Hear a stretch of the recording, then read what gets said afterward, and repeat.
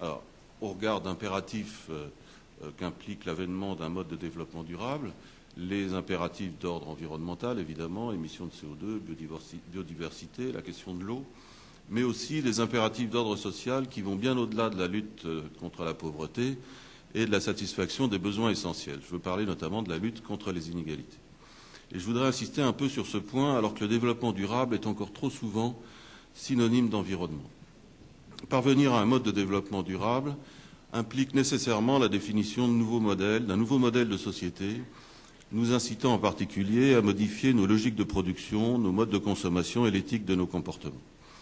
Ça implique aussi des bouleversements majeurs, des ruptures, qui ne seront acceptées que si elles sont anticipées et que si toutes les transitions nécessaires vers un nouveau mode de développement sont appréhendées ensemble. Alors, il est bien évident que les politiques économiques doivent être adaptées pour favoriser l'émergence de nouvelles filières d'activité dans tous les domaines, que ce soit industrie, agriculture, commerce. Mais on perçoit bien en même temps la mutation de grande ampleur qui va devoir s'opérer entre les métiers actuels, dont beaucoup vont disparaître, et les nouveaux métiers liés à ces nouvelles activités. Il s'agit là pour nous d'un enjeu central qui prend d'autant plus d'importance dans une période de crise marquée par la mise au chômage de millions de salariés en Europe, en plus de ceux qui existaient déjà. Donc il est pour nous indispensable d'anticiper les effets de ces mutations en privilégiant deux axes, la formation initiale et tout au long de la vie professionnelle et la sécurisation des parcours professionnels. Mais il faut aussi assumer collectivement les conséquences sociales de ces mutations structurelles en intégrant clairement dans les politiques publiques le coût social de leurs objectifs, tant en termes de financement des investissements que de répartition des efforts consentis par les ménages. Et là, c'est toute la question des inégalités de revenus qui est posée et d'évolution de la fiscalité au passage. C'est pour nous la clé de l'acceptation sociale de cette métamorphose et au-delà de la mobilisation des citoyens en sa faveur. Il s'agit donc d'enjeux considérables pour les 10-20 prochaines années qui sont d'ordre économique, social et environnemental, ces fameux trois piliers du développement durable, qui supposent l'élaboration de politiques, de la mise en œuvre de politiques coordonnées, des politiques qui devront donc être évaluées, éventuellement infléchies, voire réorientées. J'en viens donc à ce qui constitue, de mon point de vue, le cœur de l'avis dont j'ai été rapporteur au Conseil économique, social et environnemental, qui au passage a été voté 6 mois avant que la commission Stiglitz rende son rapport. J'y reviendrai. Dans une société démocratique, c'est bien aux citoyens qu'il doit revenir en dernier ressort d'évaluer l'efficacité des politiques mises en place en faveur du développement durable et d'opérer des choix en la matière. Ce qui conduit à résoudre une question centrale qui représente fondamentalement un enjeu démocratique majeur pour les années à venir. Quels sont les éléments d'information dont doivent disposer les citoyens pour jouer pleinement leur rôle, ce qui pose entre autres la question des indicateurs. Alors, on a commencé par trancher une première question que Dominique Méda a déjà un peu abordée, mais je crois qu'on y reviendra dans la deuxième table ronde.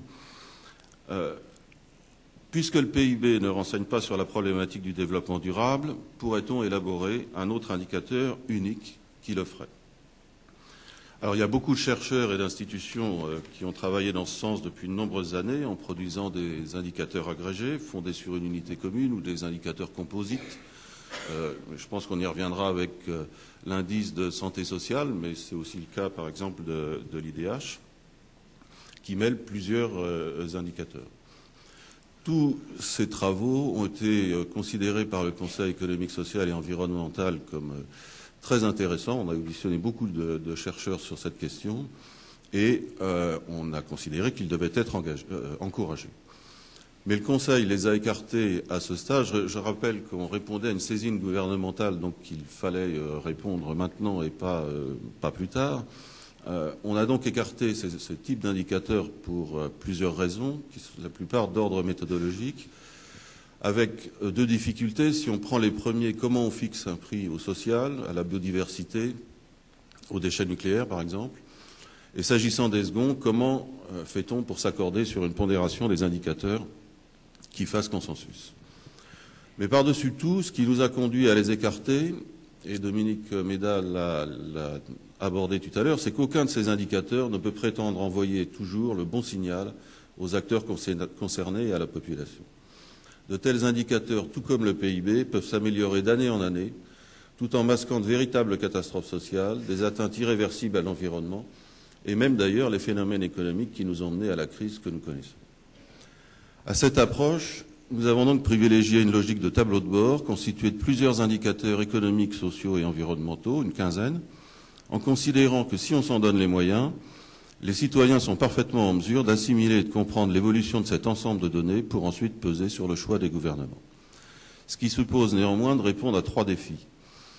D'abord, d'améliorer la connaissance statistique des volets environnemental et social du développement durable, et en particulier la robustesse, la fréquence de mise à jour et l'actualité des indicateurs. Si on veut sortir du piège des moyennes, comme dit M. Cotis, mieux vaut appréhender les inégalités et les questions relatives à la question de vie, à la qualité de la vie, pardon. Il faut multiplier les enquêtes auprès des ménages et des individus. Alors évidemment, ça a un coût, mais c'est le prix à payer pour orienter le débat public sur des sujets qui préoccupent les citoyens au premier chef. Et il faut que nous puissions disposer, dans un délai raisonnable et pas 3 ans après, comme c'est souvent la règle dans le domaine social, des indicateurs nécessaires. On vient tout juste, au mois de septembre, d'avoir le seuil de pauvreté de l'année 2008. Ensuite, deuxième défi, faire participer les citoyens à l'élaboration de ces indicateurs.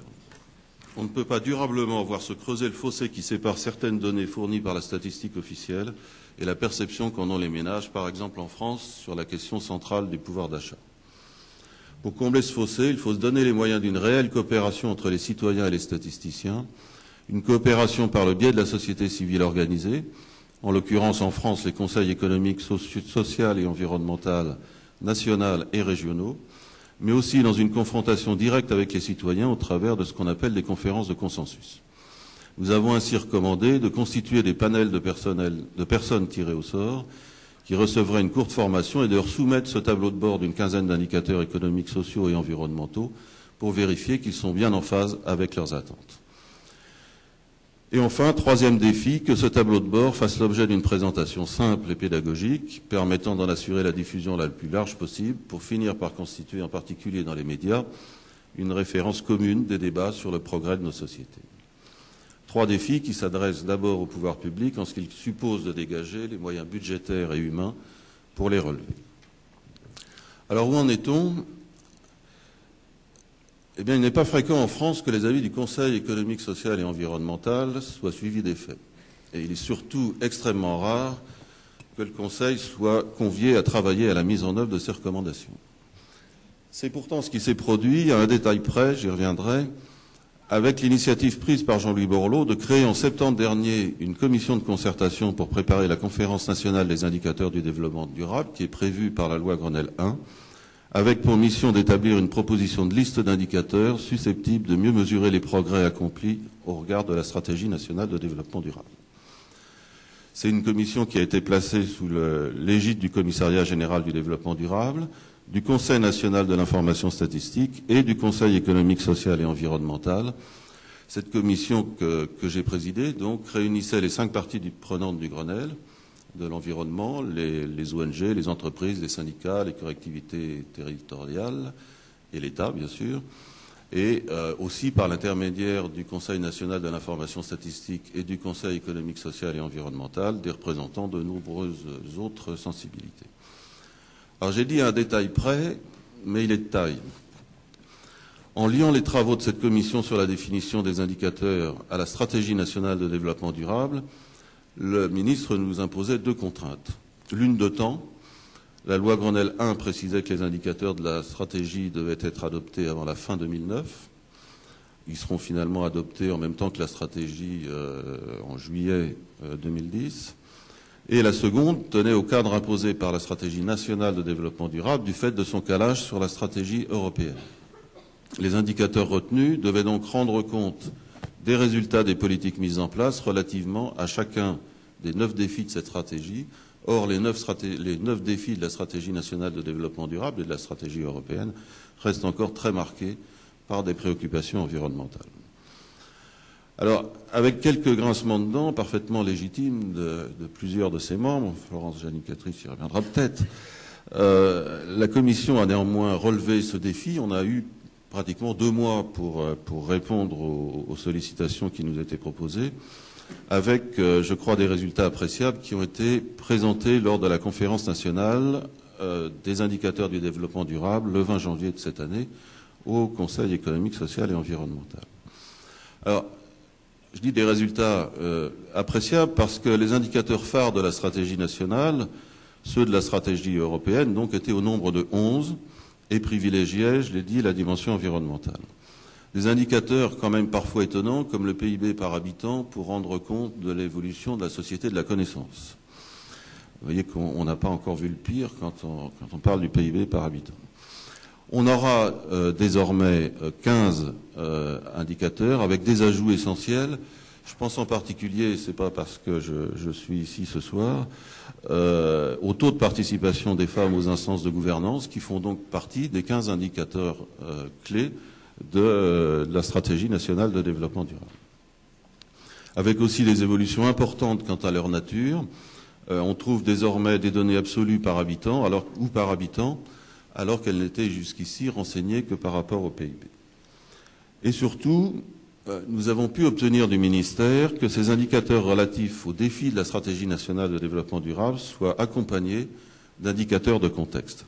Alors pourquoi de contexte? Je l'ai dit, parce que les 9 défis nous donnent un cadre qui ne permettent pas d'imaginer n'importe quel indicateur. Donc on a rajouté 6 indicateurs de contexte aux 15 indicateurs qui sont purement ceux de la stratégie nationale de développement durable. Excusez-moi, je vais vous demander d'aller un petit peu plus vite pour que... Je n'en ai plus pour très longtemps. Mais je crois que c'est quand même important d'insister sur cette dimension. Les indicateurs qui ont été rajoutés sont des indicateurs, 2 indicateurs économiques, 2 indicateurs relatifs à l'emploi avec le taux de chômage et le taux de sous-emploi, et un indicateur sur la distribution des revenus. Comme je l'ai dit tout à l'heure, ça nous paraît tout à fait important. Bon, je vais sauter cette partie-là. Il y a effectivement... ça ne veut pas dire qu'avec les travaux de cette conférence et de la commission, on a fait le tour de la question. Beaucoup reste à faire. C'est des années de travail. Simplement, il y a quelques mois encore, quand je présentais ces travaux, j'affirmais qu'on avait franchi un grand pas pour que les Français s'approprient beaucoup plus et beaucoup mieux les débats relatifs au développement durable. Je suis un peu moins optimiste aujourd'hui, et je vais vous dire pourquoi. Plusieurs éléments positifs ressortent de cette période. D'abord, le tableau de bord existe sous la forme d'un livret synthétique, on vous l'a montré tout à l'heure. Je dois dire quand même qu'il ne doit absolument rien à la commission Stiglitz, puisque c'est la commission qui a été créée des indicateurs du développement durable et la conférence nationale qui a adopté ce texte. Je pense qu'on commence à se rapprocher d'un tableau de bord du développement durable qui était ce que souhaitait le Conseil économique, social et environnemental, plus que d'un tableau de bord de la stratégie nationale de développement durable. Le deuxième point positif, c'est qu'effectivement, les statisticiens et la société civile ont pu travailler ensemble pour élaborer cette liste. Je suis un peu plus inquiet pour l'avenir, d'abord sur la diffusion de ce livret. Dans l'avis du Conseil économique, social et environnemental, on souhaitait qu'il soit accessible facilement par Internet dès les pages d'accueil des ministères et des organismes qui traitent du développement durable. Ce n'est pas le cas. On souhaitait une diffusion massive de sa diffusion papier dans les lieux publics, les gares, les mairies, les lycées, les universités. Rien n'a encore été fait dans ce domaine. Un peu inquiet sur le rôle qui sera dévolu à la Commission. Je vois qu'elle a été d'ailleurs assez rapidement oubliée, y compris même au MEDEM. Et le communiqué de presse qui a été diffusé par l'INSEE ce matin sur les suites du rapport Stiglitz n'est pas fait pour me rassurer. On y aborde bien la question des indicateurs du suivi de la SNDD, mais en passant sous silence le rôle qui a été joué par la représentation de la société civile pour les élaborer. Et finalement, je finis par en conclure qu'il n'aura fallu que 6 mois pour que la statistique publique française se renferme un peu sur elle-même. Et très franchement, le discours que j'ai entendu de la part de monsieur le directeur du cabinet de madame Létard ne me rassure pas sur cette question. Pour conclure, si une étape a donc été franchie, on ne doit pas baisser la garde. Beaucoup reste encore à faire sur le fond, je l'ai dit, mais aussi pour obtenir des pouvoirs publics qui donnent aux citoyens les moyens d'orienter et d'évaluer leur action. La question des indicateurs, mais je ne fais que paraphraser Dominique Méda, n'a rien à faire de spécialiste. Elle est au cœur du débat démocratique. Excusez-moi d'avoir été un peu long. Merci.